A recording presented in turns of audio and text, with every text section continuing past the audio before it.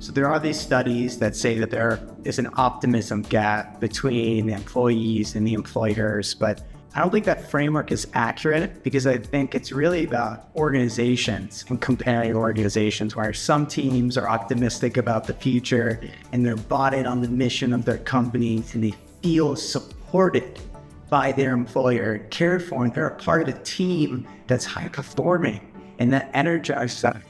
And then there are others. The physical space plays a critical role in facilitating this experience. Teams that come together build relationships and strengthen their bonds.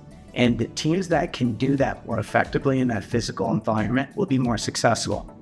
And so when you're thinking about facilitating this physical experience, this human IRL experience with your employees, the more strategic and thoughtful you are, the more effective you and your teams will be in accomplishing whatever you're seeking to accomplish. There are a couple key pillars of a great workplace experience. One is convenience.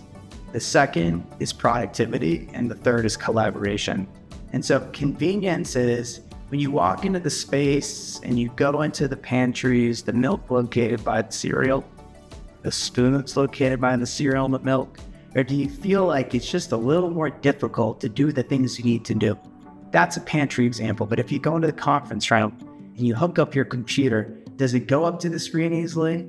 Or now you got to log in, you got to do all these things, and it's just kind of tough. The second is productivity. When you're seated, are you in a chair that helps you sit up and feel good? Are there places to stand and work? Are you in team spaces where when you're talking, you can't hear other people? Or you can hear everybody, and it's crazy, and it's hard to focus. Productivity is the second part. And then collaboration is the third. Are there these spaces within the space that are bringing people together? Whether it's for an all-hands, whether it's for a team meeting, or whether it's just for that random serendipitous moment where two people just bump into each other, have a conversation about their personal life, or have a conversation about what they did last weekend. If you can get folks to collaborate in that both professional working space, but also in the personal space that you can also facilitate, then you can be successful. To me, a good workplace design is really centered around the needs of your employees. So if you have folks who need to make a lot of phone calls, making sure that there's plenty of quiet spaces, plenty of opportunities to be able to do that without disrupting others or feeling disrupted yourself. At the same time, you also need to have a lot of collaborative areas. So if you're a company that's trying to be innovative and you want to have people really thinking out loud, places that they can draw things, map things out, that's like another area of the office where you can spark innovation and progress. Then on top of that, it is about your culture. And so that culture stems from interactions. Folks coming together, the way they work together, the way they interact with each other, and sitting down and eating together. And oftentimes that can be a quick bite at the pantry, that can be grabbing a cup of coffee together, but that culture is really what you want to be maximizing and build for. The pantry for a lot of clients, and for our office here in Chicago, the pantry is the focal point. And pantry is where people come to meet up. It's where people bump into each other. It's where people talk about snacks. It's where people talk about what they're doing over the weekend. And the pantry space, or oftentimes for companies, it's the kitchen in general. It's the new water cooler. It's a place to connect. It's a place to collaborate. It's a place to shoot the breeze. So we see more often than not the pantry space, and the food and beverage program in general is really the center of the office culture. I mean, literal water cooler talk happens at the bevy. I mean, that's still a thing, right? Like, we've evolved so much as workplaces and as offices. And when I watch Mad Men, when I think about offices back in the day, of course, we don't want them to fully resemble that, but those, organic moments of, hey, how are you? Hey, what's going on? Oh, that meeting looked like it went super long. Are you good? Do you want to go take a walk? Those things still happen.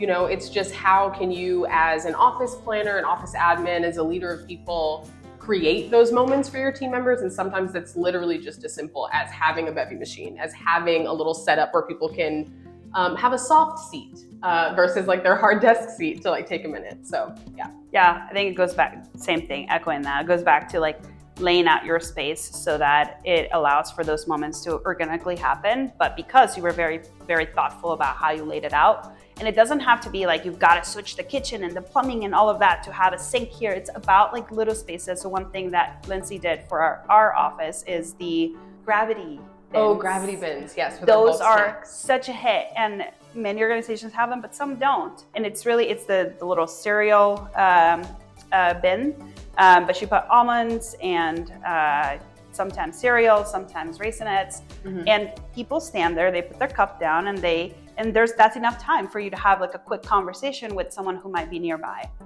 So thinking about how you can use equipment that's not necessarily something that you have to drill down or like make a lot of investments on, so that you can have those moments. I think about how meeting at the kitchen and making a cup of coffee is a way that I get to ease into my day socially. And I think it happens every single time. Most of us get in roughly within an hour of each other. So folks like me who need to start their day with coffee, that's where we are. And so chit-chatting about weekends and chit-chatting about what's on the schedule for the day, it opens up conversations with folks who might work in a different part of the office or with whom I don't interact quite as often. And so getting to know my coworkers by virtue of that moment being recurring is great. In terms of how you think about positioning the pantry experience within your physical workplace, our clients take usually one of two different strategies.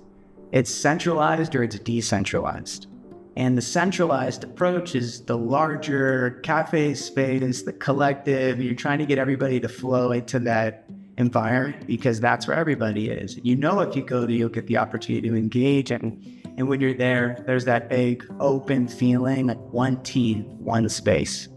The decentralized approach is about focusing on that productivity, convenience piece. And I need a snack and I'm at my desk and I don't really want to go to this big environment that's on a different floor. It's down the hall, like just want to fill up my water. Just want to grab a kind bar or a banana, and I want to be able to do that in a quick, easy, convenient way. And so that's more the decentralized approach. Often we see clients who do both. They say, well, we're going to have our centralized space, but we're also going to have the micro kitchen scattered throughout because our real estate can facilitate that, and that gives our employees the best of both worlds. Thinking about the type of workplace you want to build is the place I'd suggest starting. The culture you want, and we find more often than not, companies who really are on the cutting edge, they're investing in the culture. They find a way to incorporate food and beverage. Ultimately, it brings people together, whether it's catered lunch 5 days a week or just office coffee and that's it. But the food and beverage brings people together. And if you're the person making that type of decision, I think I'd start with, what are you trying to accomplish? Survey the team. They're gonna think of snacks you never would have thought of.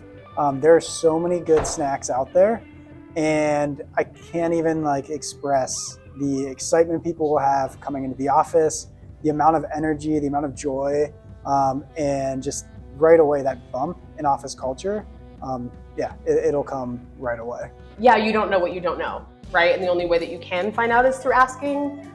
There were also lots of different ways that we could do things that had a bigger impact on team members that we weren't aware of. Putting some of our cool snacks on this wing versus this wing to encourage cross-mingling. We were very intentional about only having this type of machine over here versus over there and stuff like that. So we've already gotten a lot of feedback about the teams that sit in certain places feeling a lot more connected to other teams that were across a highway previously.